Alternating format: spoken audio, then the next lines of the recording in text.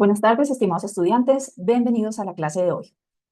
La tutoría del día se denomina Formas Históricas del Estado. Está dirigida por su tutora presente, Maureen Yadid Burgos Triana, y hace parte del curso de Historia de la Administración Pública de Occidente. Esta tutoría está dirigida a los estudiantes de primer periodo de pregrado del programa de Administración Pública de la Escuela de Ciencias Jurídicas y Políticas. Damos la bienvenida al curso de Historia de la Administración Pública Occidental. En esta tutoría aprenderá sobre las principales formas históricas del Estado y sus características. El propósito de formación es comprender al Estado como una estructura que se ubica en un periodo de tiempo y que varía en sus características acorde a ideologías, a situaciones sociales, políticas, económicas de cada uno de estos momentos históricos. Vamos a ver cuáles son las principales características de estos tipos de Estado. Iniciamos por el Estado absolutista, que se gestó durante el siglo XVII y el siglo XVIII. Este Estado se caracteriza por unos movimientos políticos como fueron la ciencia de policía y el cameralismo, pasando por una transición hacia un Estado absolutista ilustrado. Este tipo de Estado absolutista se caracterizaba por una administración del sistema productivo y un control mercantil regido desde la nobleza, desde una sola persona que era el monarca, y este monarca tenía el control de este sistema mercantil económico a través de unos regidores, unos recaudadores que se distribuían en todas las provincias, eran como sus funcionarios públicos y eran quienes se encargaban de recaudar los impuestos, pero esos impuestos iban específicamente a favor de la nobleza. En este Estado absolutista, el cameralismo era el encargado de toda la parte de las políticas y del Estado, del manejar la parte económica, mientras que la ciencia de policías eran los que se encargaban del control pues, cívico, del control social, por así decirlo. El poder central estaba siempre en el soberano, y el soberano era un monarca que en esta época adquiría el poder por herencia, por apellido. Entonces esa realeza, esa monarquía pasaba de generación en generación sin que el pueblo tuviera pues, derecho o la potestad de elegir, sino que era lo que ya estaba dado por poder divino, porque tenía además una gran influencia religiosa. En este estado, la nobleza era quien tomaba las decisiones de cómo se regía y el pueblo únicamente era visto como quien obedecía. Hablábamos en esta época de la servidumbre y de la esclavitud, entonces todos debían obediencia a ese monarca, solo cumplían obligaciones y tenían la obligación de dar esos impuestos para el sostenimiento de esa nobleza. La influencia religiosa era muy marcada en este momento. Se dio una transición a un absolutismo ilustrado, pues con la llegada de la ilustración, pensadores, filósofos principalmente, empezaron a hablarle de cerca a ese monarca, a decirle, bueno, señor monarca, necesitamos profesionalizar de alguna manera a esas personas que a usted le apoyan en la administración. Y se empieza a hablar del personal cualificado. Entonces aquí empieza todo el proceso de formación desde estos inicios ilustrados, dando esa transición a tener unas personas con unas capacidades para la administración económica, la administración de justicia en esas provincias, pero sin embargo, lo que ellos hacían era seguir, obviamente, las normas y las reglas de ese rey, de ese monarca. Este Estado, pues, con la llegada de la revolución entró en crisis porque la revolución eran unas revoluciones libertarias y eso se dio entre el siglo XVIII y el siglo XIX. Con la Revolución Francesa y la Revolución Industrial, entonces se da paso a una democracia liberal. En esta democracia liberal, pues se generan unos cambios muy importantes que están marcando incluso nuestra época actual. Entonces, se dio el rechazo a las monarquías europeas, se dio inicio a este Estado liberal, principalmente en Inglaterra, y luego se fue expandiendo. Aparece el constitucionalismo, es decir, aparecen las primeras constituciones políticas, la división de los poderes, que es muy importante esta ruptura, y se da la descentralización de poder. En este Estado hay una mayor protección de las libertades civiles, se reconoce a todos iguales ante la ley, hay una mayor tolerancia religiosa, hay una separación entre Estado e Iglesia, ya la Iglesia católica no tiene esa influencia con los monarcas, se empieza a proteger más la libertad de pensamiento, se da un impulso pues a la iniciativa, perdón, se da un impulso a la iniciativa privada y se busca no politizar los cargos principalmente relacionados con educación y justicia. Se da una igualdad de competencias, el privado ya tiene más potestad para establecer esas condiciones salariales de cada uno de ellos, de sus trabajadores, y el mercado empieza a regirse en la ley de oferta y demanda. Aparece un movimiento denominado la mano invisible, muy importante para profundizar sobre el tema, en términos de Adam Smith, que nos habla de cómo el mercado, de manera indirecta, tiene una intervención en la sociedad y en las condiciones sociales, tiene una gran influencia. Pero este Estado también trae unas consecuencias que es una mayor brecha social. Precisamente con ese paso a la privatización y a esa potestad que se le da a la empresa privada, ellos empiezan a poner sus propias condiciones y a crear un proceso de explotación laboral que lleva al inconformismo de esas clases obreras. Este inconformismo entonces nos lleva a quedar en estas manifestaciones obreras y se le suma las consecuencias económicas posteriores a la Segunda Guerra Mundial, de una crisis económica del 29 que llevó a grandes cambios sociales, políticos, económicos. A partir de estas luchas obreras se exige la equidad social, la atención a esas necesidades básicas de bienestar social. En este caso, el bienestar pues, promueve el intercambio comercial interno principalmente. La administración está dirigida a disminuir, perdón, esas brechas de pobreza y desigualdad. Se empiezan a generar unas políticas económicas, laborales y sociales pensadas en la sociedad. Y los impuestos, en este caso, ya no pasaban el absolutismo que van al monarca, esos impuestos sí se recaudan, pero con un fin de una reinversión social, porque ese es el principal ingreso de este tipo de Estado. Entonces hay una alta intervención del Estado en la economía y en la sociedad. Aparecen la educación gratuita, la salud gratuita, principalmente en los ámbitos preventivos y de especialidades. se generan esas políticas donde se crean las prestaciones sociales, los subsidios, se reconocen las incapacidades, las pensiones, se crean más universidades, se crean becas para fomentar la ciencia y la cultura, se da un mayor derecho a la movilización, se respeta más la huelga, pero pues también trae una crisis importante porque se le suma la crisis energética, entonces entra en los países en una crisis económica. ¿Por qué? Porque con estos subsidios y estos beneficios se crece el gasto público y a la vez se dio un aumento de la población. Eso trajo una incapacidad del Estado y una crisis de inflación muy importante que llevó a que se tomaran decisiones porque ya no era sostenible este modelo de bienestar. Aparece entonces el Estado neoliberal entre los años 70 y 80 y este Estado, pues, ¿qué es lo que lleva a que haya una mínima intervención del Estado, sobre todo en la parte económica? Hay una tendencia a trasladar toda la privatización de los bienes y servicios. ¿Por qué? Porque el Estado dice, yo ya no estoy en capacidad de sostener todos estos bienes de manera gratuita, pero el sector privado sí tiene la capacidad. Y entonces, si tiene la capacidad, pues vamos a privatizarlos para que sean ellos quienes presten este servicio. Lo que sí es que el Estado sigue siendo garante a través de la constitución de esos derechos de la propiedad privada, favorece la competencia con calidad y precios. Entonces dice, pues si el privado va a tener sus servicios, el privado tiene capacidad y que entre ellos haya una competencia de quién presta el mejor servicio y quién presta los mejores precios para que sean accesibles a la sociedad. Pero que nos lleva pues a que se favorece el monopolio empresarial claramente. Esto también nos presenta o nos lleva a unas mayores brechas de desigualdad social. Hay desigualdad salarial, se privatiza la educación, se privatiza la salud. ¿Y esto qué hace? Pues que este Estado lo que busca es una mayor producción y una menor intervención social.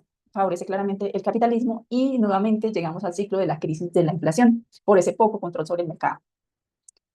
Actualmente vamos a revisar cómo podemos ver unos ejemplos a manera general global de esos tipos de Estado. Por ejemplo, vemos que en América del Norte, acá nos aparece en el mapa en el color rojito, Canadá se caracteriza por ser un Estado liberal, mientras que Estados Unidos y México con azulitos se caracterizan por ser estados de tendencia neoliberal.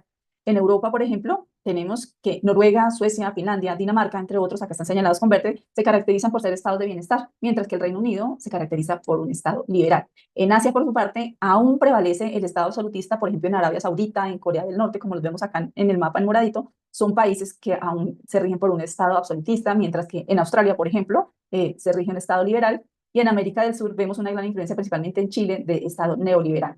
Los invito a que sigamos revisando y de manera especial Colombia en este momento. ¿Ustedes qué tipo de estado cree que está rigiendo nuestro país? Un tema para que analicemos y podamos ver en las siguientes clases. Desde el aprendizaje significativo vamos a imaginar un caso hipotético de una ciudad llamada Progresópolis. Progresópolis entonces es una nueva ciudad y en su primer periodo esta ciudad está gobernada, encabezada por un rey absoluto llamado el rey Maximus. Él tiene todo el poder, no hay separación entre poderes del Estado y las tomas de decisiones pues están en cabeza de ese monarca. Por ejemplo, decide aumentar los impuestos sin escuchar las quejas de los ciudadanos o consultar con otros miembros del gobierno. La ley es lo que él dicta y no se cuestiona. Este tipo de Estado es el que predominó entre el siglo XVII y XVIII, donde los monarcas tenían todo el control de la política, la economía y la sociedad.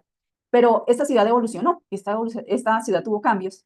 Entonces, Progresópolis pasa por un periodo de revolución donde los ciudadanos luchan por sus derechos, por sus libertades. Tras estas luchas, pues el poder se divide entre diferentes ramas de gobierno. En este momento, el gobierno se organiza bajo unos principios liberales, donde hay elecciones, donde los ciudadanos pueden elegir a sus representantes. Por ejemplo, se establecen leyes que protegen la propiedad privada y se limita la intervención del Estado en la economía. Los ciudadanos no tienen más libertades, perdón, de acción, aunque el gobierno sigue jugando un rol importante para garantizar, obviamente, el orden público.